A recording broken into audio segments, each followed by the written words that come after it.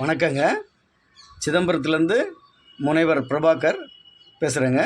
இன்றைய திருக்குறள், மலர்மிசை ஏகினான் மானடி சேர்ந்தார் நிலமிசை நீடு வாழ்வார். இதாங்க இன்றைய திருக்குறள். மிசை அப்படின்னா பெருமை அல்லது உயர்வு அப்படின்னு அர்த்தங்க. ஏகினான் அப்படின்னா அடைதல் அப்படின்னு அர்த்தங்க. மலர் போன்ற மனம் இருந்தாலே இருந்தால் இல்லைங்க, மலர் போன்ற மனதை நாம் அடையணுங்க.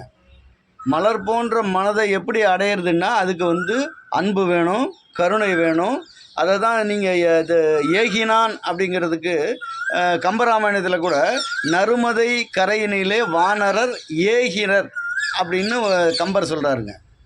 ஏகினார் அப்படின்னா அடைதல் அல்லது ஏறுதல் அப்படின்னு ஒரு பொருள் இருக்குங்க. மலர் போன்ற கருணையுள்ள